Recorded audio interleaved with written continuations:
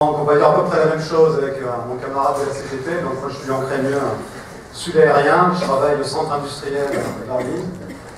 Mais le problème auquel on est confronté concerne tous les salariés d'Air France, qu'on soit au sol, qu'on soit navigants, commerciaux ou techniques.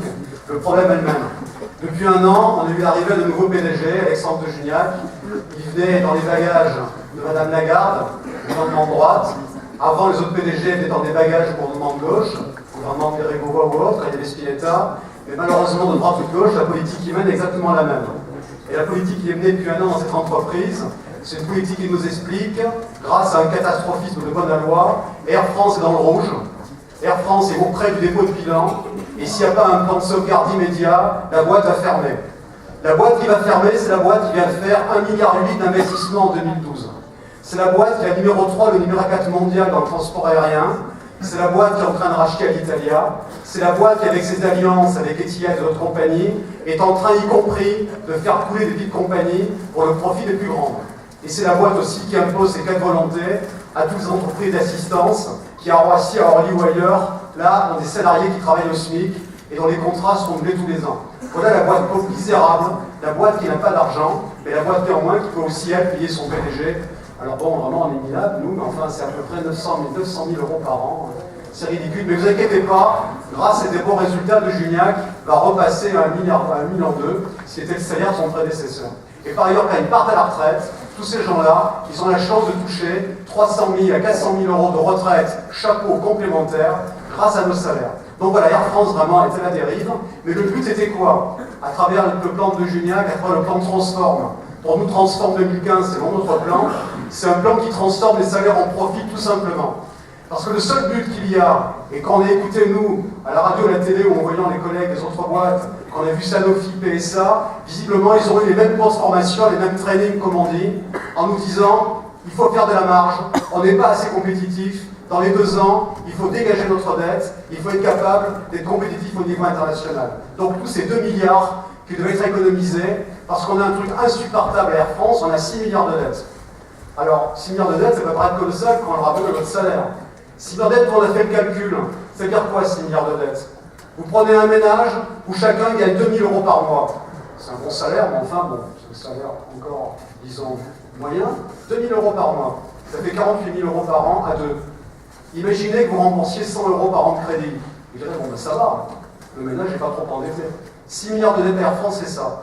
Parce qu'en même temps, Air France réalise 24 milliards de profits chaque année, de chiffre d'affaires chaque année.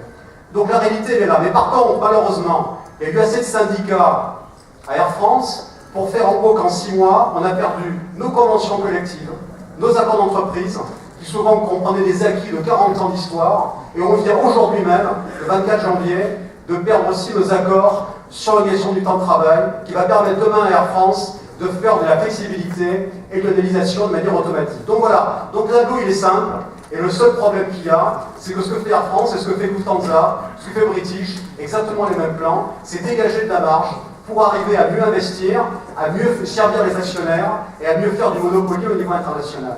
Mais le malheur dans tout ça, c'est quoi?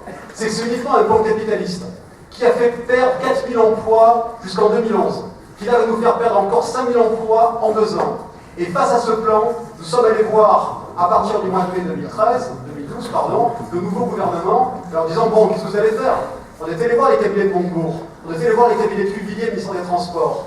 Et en fait, ils nous ont dit, nous, ce qu'on demande, c'est qu'il y ait un dialogue social.